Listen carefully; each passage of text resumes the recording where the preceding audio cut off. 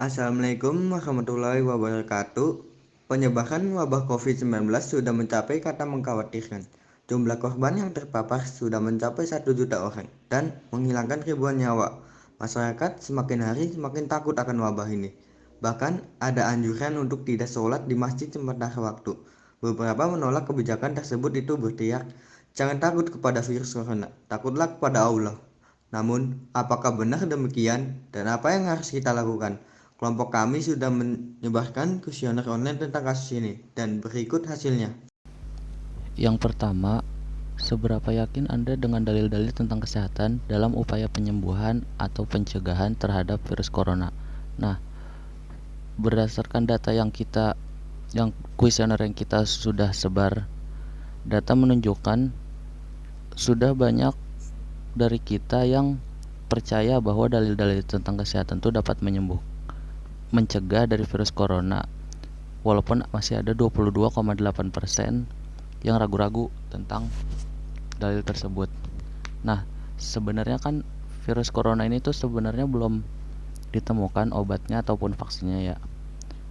Tapi menurut pengalaman dari pasien-pasien corona yang sudah sembuh, dokter-dokter tuh berupaya dengan menambah daya tahan tubuh yang penderita dengan memberikan multivitamin, makan makanan yang sehat selama isolasi itu.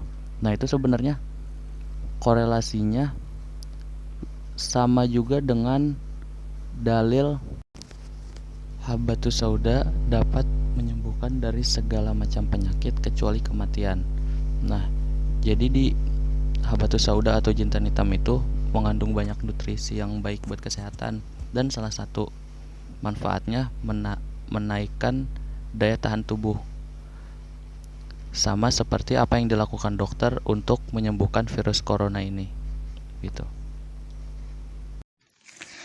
Baik, untuk pertanyaan selanjutnya yaitu, menurut pendapat Anda sebagai orang Muslim, harus bagaimanakah sikap Anda dalam menghadapi wabah COVID-19 ini? Nah, setelah kelompok kami melakukan survei online pada 101 orang, rata-rata jawaban mereka dapat disimpulkan ada 3 jawaban utama. Yang pertama yaitu, kita harus sering berdoa, ikhtiar, tawakal. Intinya kita harus lebih mendekatkan diri kepada Allah. Nah, di sini urutannya yaitu doa, ikhtiar, baru tawakal. Kita harus mengawali kita berdoa supaya diri kita dijauhkan dari wabah tersebut. Selain diri kita juga harus berdoa untuk keluarga kita, teman-teman kita.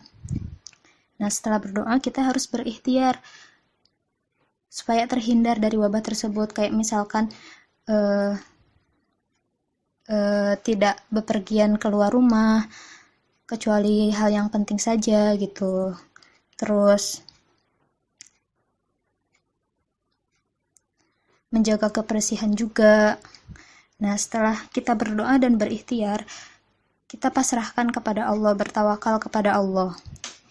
Kemudian jawaban utama yang kedua yaitu kita harus mengikuti anjuran pemerintah. Nah, pemerintah menganjurkan kita untuk berdiam diri di rumah. Boleh keluar kecuali kalau misalkan sangat genting atau ada keperluan yang lainnya. Nah, seperti pemerintah udah nganjurin supaya kita belajar di rumah, terus bekerja di rumah gitu. Terus pemerintah juga nganjurin untuk melakukan protokol kebersihan. Kayak misalkan kalau misalkan sudah keluar dari rumah terus masuk ke rumah, kita harus segera ngelepas baju, terus mandi, terus membersihkan badan gitu. Kemudian jawaban utama yang ketiga yaitu tetap tenang dan jangan panik. Nah, usahakan diri kita untuk mencoba tetap tenang dan jangan panik.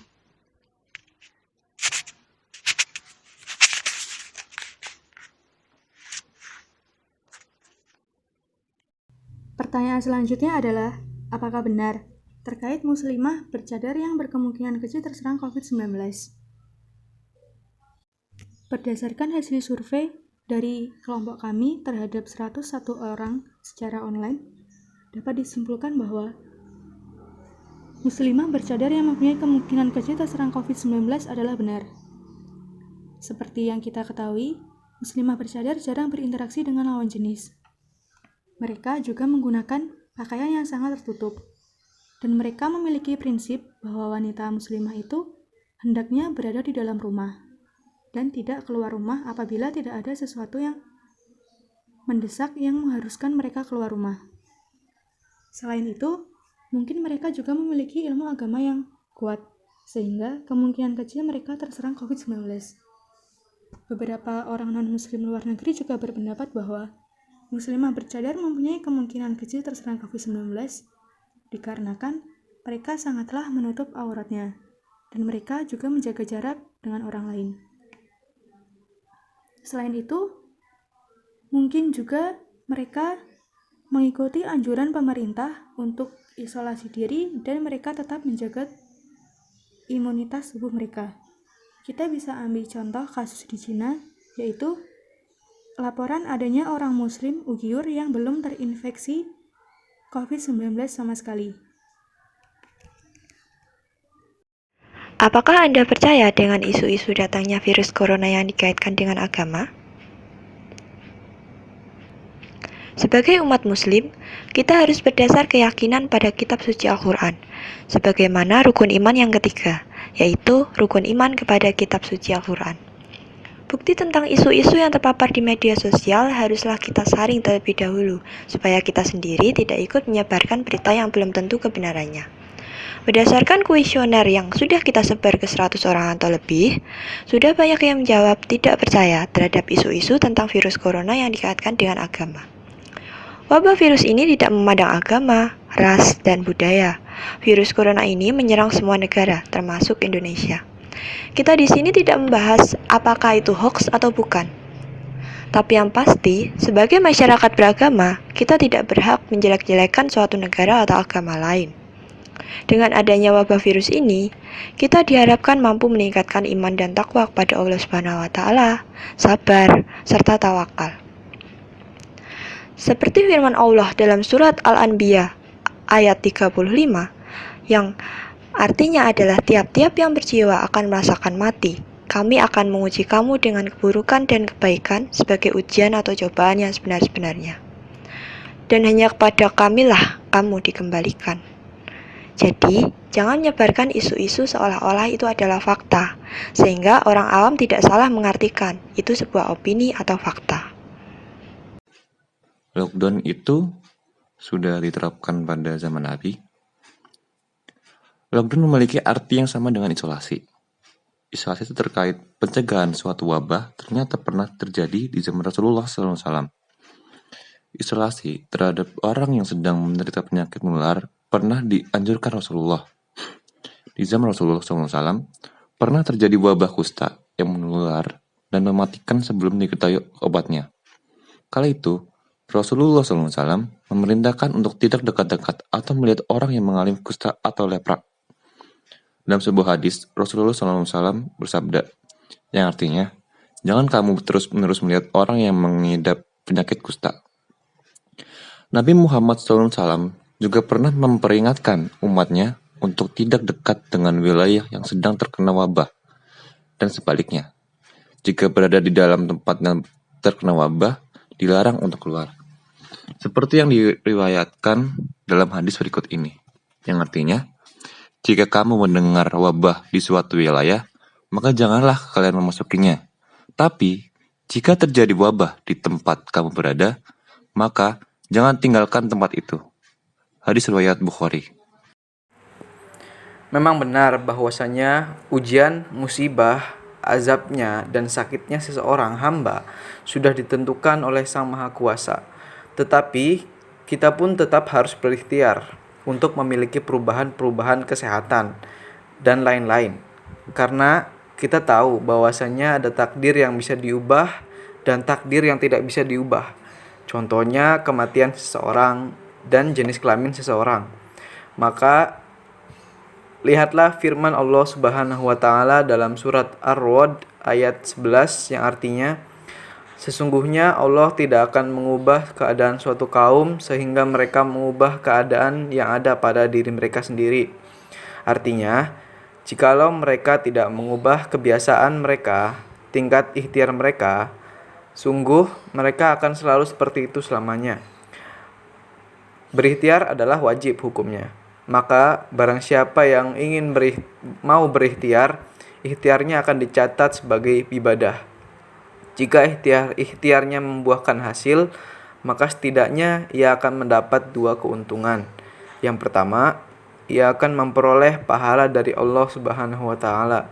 Yang kedua, ia akan mendapat keberhasilan atau manfaat dari apa yang telah ia usahakan.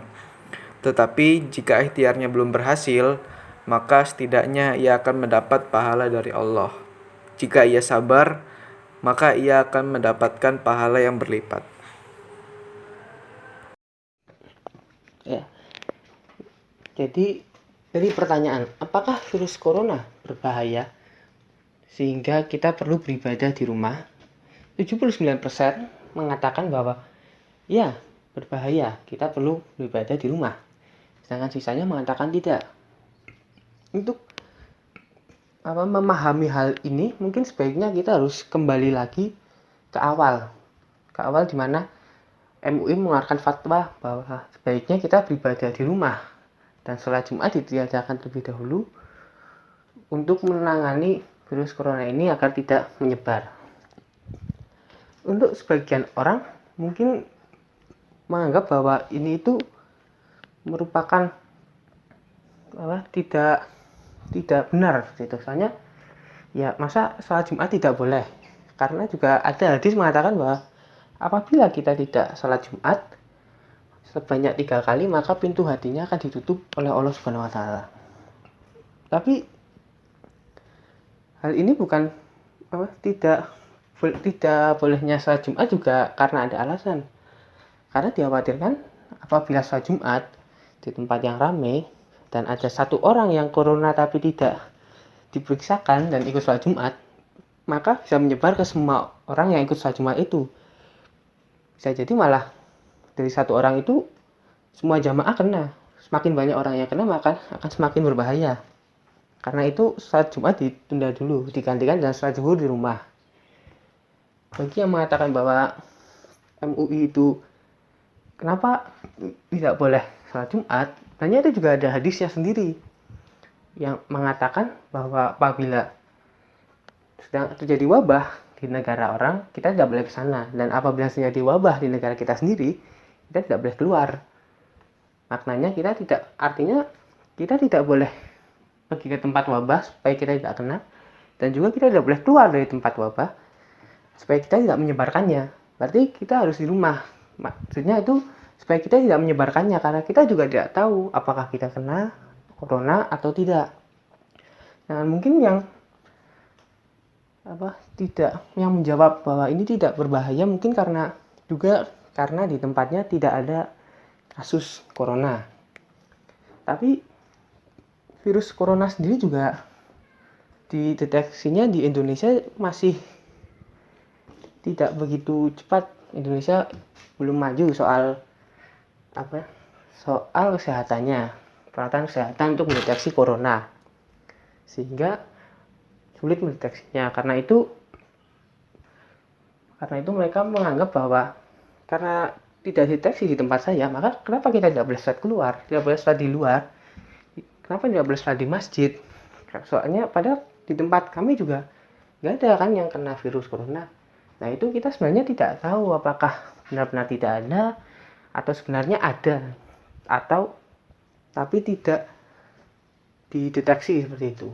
Karena itu sebaiknya kita tidak boleh keluar dulu. Karena menurut penelitian juga gejala corona keluar setelah 14 hari. Karena itu dianjurkan 14 hari kita di rumah dulu, beribadah di rumah. Setelah itu baru kita keluar. Setelah itu ya jangan keluar dulu, menunggu virus ini, wabah ini selesai, baru kita keluar rumah, beribadah dan lain sebagainya. Juga bagi mereka yang menganggap bahwa MUI itu tidak benar mengeluarkan fatwa ini, sebenarnya juga MUI mengeluarkan fatwanya berdasarkan Al-Quran, hadis seperti yang saya jelaskan tadi. Ya, jadi ya menurut saya sih beribadah di rumah tidak apa-apa, karena memang situasi sekarang sedang genting sekali. Sudah banyak negara yang kena. Di Indonesia sendiri juga sudah banyak yang meninggal karena itu. Berapa ratus kasus yang ada.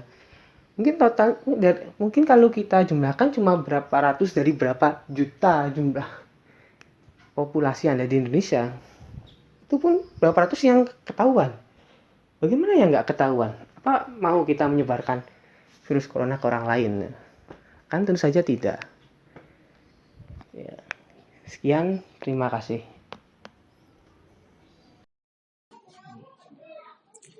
Assalamualaikum warahmatullahi wabarakatuh.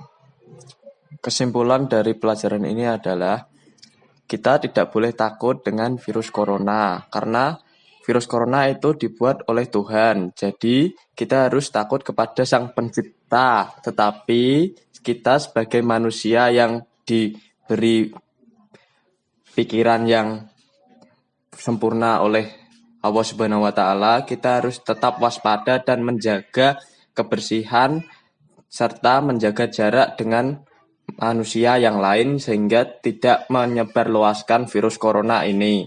Terima kasih.